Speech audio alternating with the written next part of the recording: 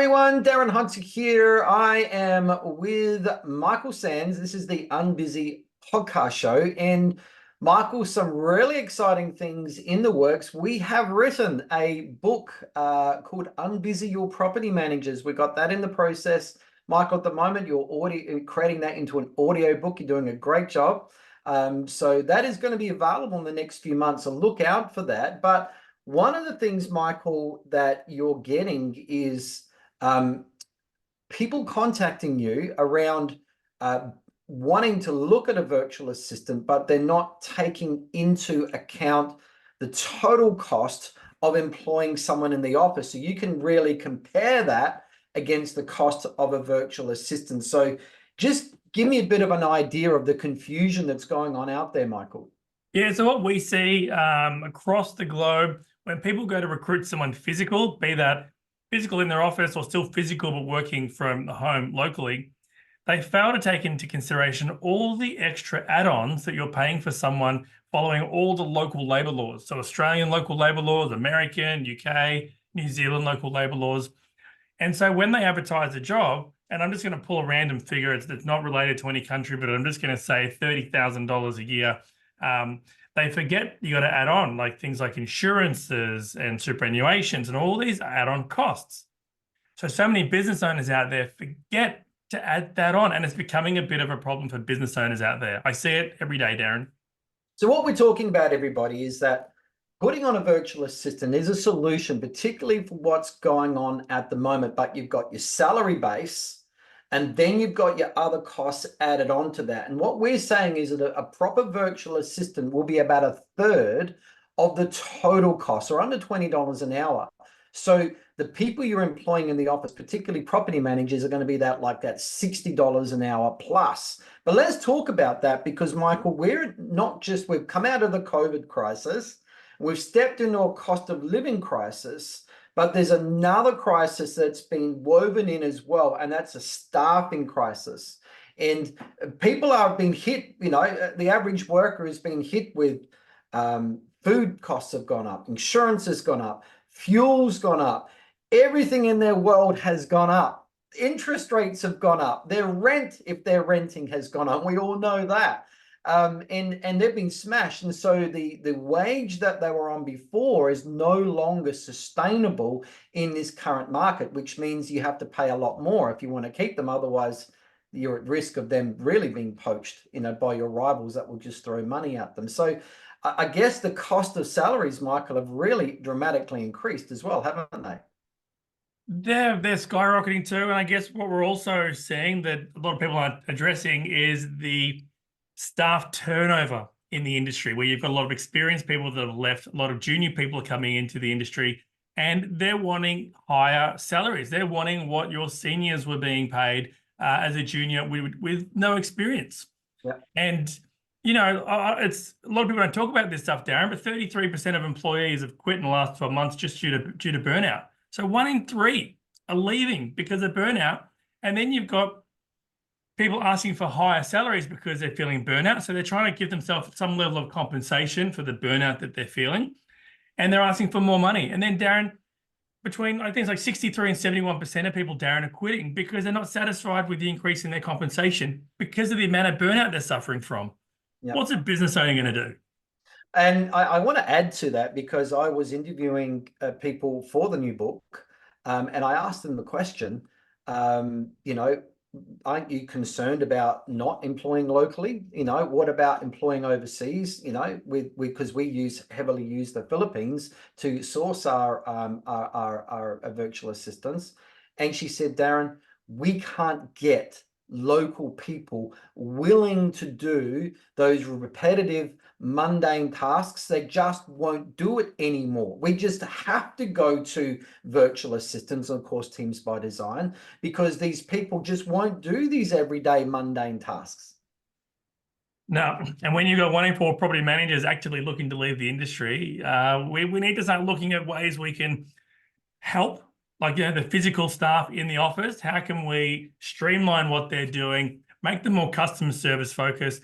And again, we want to see property managers focusing on income producing tasks. Tasks that are going to make clients stick to the business for a far longer period than what they already are. So what I want, again, for the purpose of this podcast, everyone, we want to get into the realistic add-on costs aside from salary that you have to face if you're going to put that extra, worker in the office there, considering the really, really tough crisis that we're in at the moment. And obviously you can get up to 80% of your property management tasks, those mundane, repetitive, everyday tasks done by virtual assistants, which is going to relieve you and give you peace of mind and give you stability in that part of your business, which means now you only have to focus on those additional 20% of tasks and get those local people, which reduces that problem given the current crisis. So just before we move on, I just want to invite, if you do want to have a chat to Michael regarding virtual assistants and making them work in your business, given the current times and the current issues that you're facing, they're more relevant. These solutions are more relevant now than what they ever have. Just book into Michael's diary at unbusychat.com. That's unbusychat.com. That puts you directly into Michael's diary. So let's talk about these hidden costs, Michael, that a lot of business owners, when they're considering the cost of employment, they've got these ever increasing now salary costs, a lot more than ever before. Plus, on top of that, there are all these hidden, what we call desk costs. Michael, let's list them off. Let's just get them out so everybody can relate to what we're saying here, because they know that these things are true, but we really should be listing them out. All right. Well, the most obvious one to start with would be the rent of the workstation. So the place where the person would sit in a chair, that takes up space, and that takes up a cost per annum to house them there. Then you've got other things such as like the amenities. So you've got to stock the office with things like toilet paper. You've got to stock, milk. There are certain minimum standards you have to put in an office, which factor in per person as to how many people you've got. Another one of those costs is that car-related cost. The person has to drive to inspections, get on the road, use of a company car, or even paying them a reimbursement for their company car. Other costs there, you've got computer use, the computer, the printer, the ink, the paper, everything that person is going to consume. Then you've also got the other obvious, the internet, the mobile phone, the tools that you can't operate a business without these days. Plus, you've also got the subscriptions. You've got licensing of subscriptions. You've got all those software portals. You've got the email hosting. You've got your internet, the website, all those things into subscriptions. You can go on and on with that, Darren. And then for the good companies out there, training, making sure you're investing back into the team, back into the company by putting people through some level of training. IGT has the membership with the portal, over 300 hours of content that you could put your team through each year, and they're upskilling them as a minimum. But above that, you've got conferences you want to send people to, you've got accommodation, you've got flights, you've got all the travel associated with going to other training. And then we know a lot of offices, Darren, that have got a uniform. So there's the cost to have a uniform, the badges, or the laundering of it. They are costs there, but you don't think about when you're offering someone a wage, Darren. Like, you just don't think of that plus. But it doesn't stop there either. I don't want to sound like I'm an infomercial, but I know you've got more. Wait, there's more. And it keeps going on and on, right? You've got like the superannuation entitlements. You've got the work cover and the pensions and the insurances, the professional indemnity, the public liability insurance.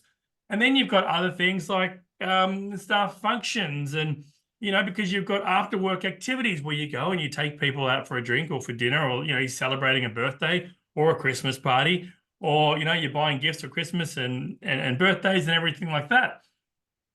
But Darren, just on top of that base wage that you're offering someone, and that's not even including commission for doing parts of their job or KPIs and getting bonuses, haven't even mentioned throwing that into the base salary that you're offering your team member.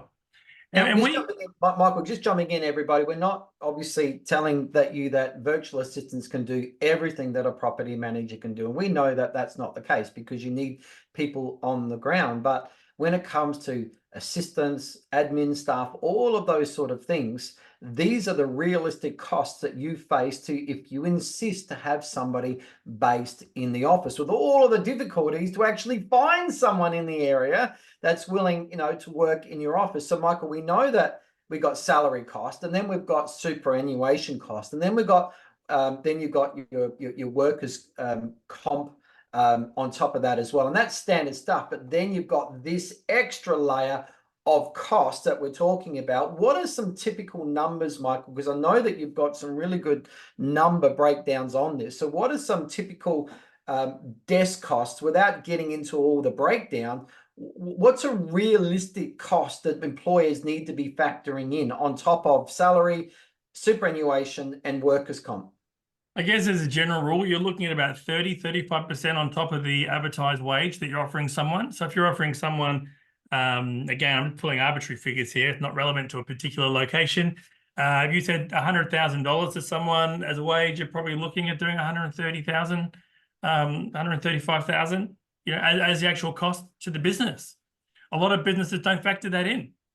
So when we're looking at the realistic cost overall of what it costs to put someone in your office to do those mundane, everyday, repetitive tasks, it's just getting harder and harder to get someone to do. It makes sense that you need to look at a different model of putting virtual assistants in at a third of that overall cost that we've illustrated there. And Michael, I have to say it, we've been using virtual assistants now for so many years. We wouldn't think about getting anyone else because of the efficiency and the effectiveness that we get with these people and the consistency that we get. We don't have all the issues that we have with staff on the ground. It's just so much more efficiency, and it just works. Yeah, there's a natural flow. Once you've got your system set up, your procedures there, and you're not asking a virtual assistant to do the high income tasks, Darren. And I think a lot of people look for this silver bullet that a virtual assistant's going to be a saving grace. A virtual assistant is there to help you with the repetitious, mundane back office administration support. Yep, they can do certain phone tasks and emails and things like that to help process your day faster. Your staff in the office should be focusing on customer service, income generating work. Having a virtual assistant allows you to remove and unshackle your property manager from those tasks, free up the time, and it becomes an investment. If we start looking at costs, it's an expense, but having a VA is an investment.